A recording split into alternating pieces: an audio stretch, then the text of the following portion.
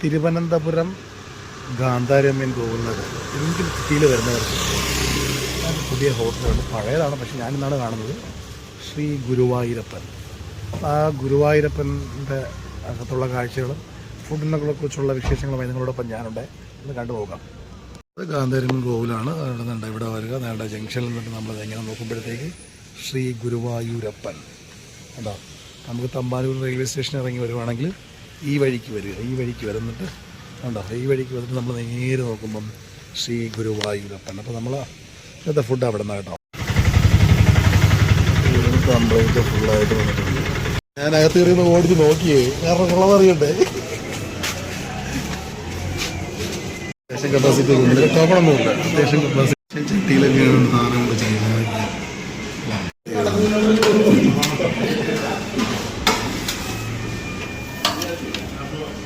ളും വലിയ പാത്രത്തിലാണല്ലോ. ലൈറ്റൊക്കെ വന്നിട്ടുണ്ട്.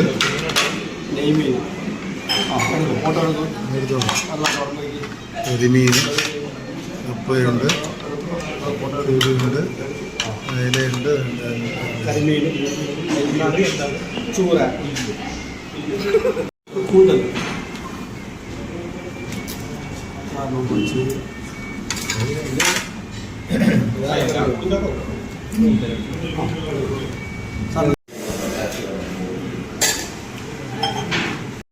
റേറ്റുകൾ കൊടുത്തിട്ടുണ്ടായാലും 120, മീൻകറി 50,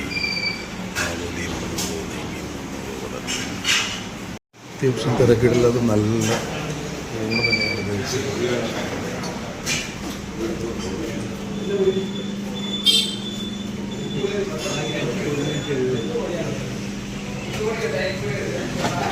എത്ര വർഷം പഴക്കമുണ്ട് ഈ ഹോട്ടല്?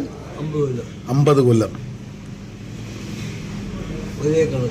ഒരേ കട, ഒരേ ആൾ. സ്വന്തം കടയാണോ? സ്വന്തം കടയാണോ? വാടകയാണോ?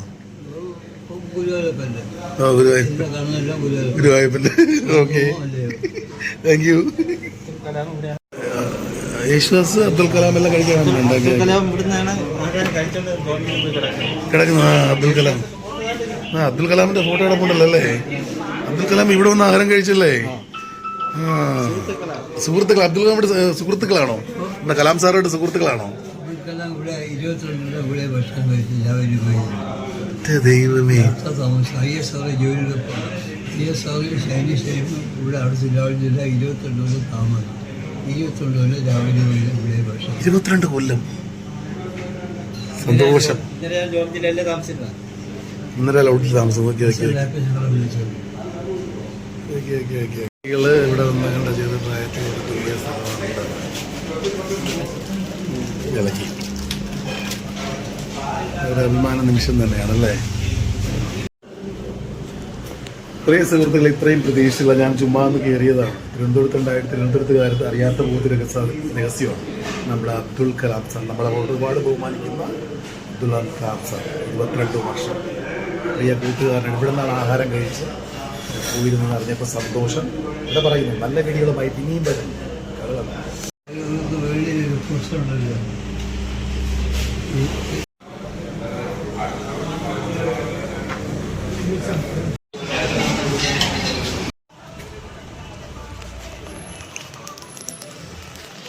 ഇരുപത്തിരണ്ട് വർഷം കലാം സാറ് ആഹാരം കഴിച്ചു പോയ റെസ്റ്റോറൻറ്റിന് മുമ്പിലാണ് ഞാൻ നിൽക്കുന്നത്.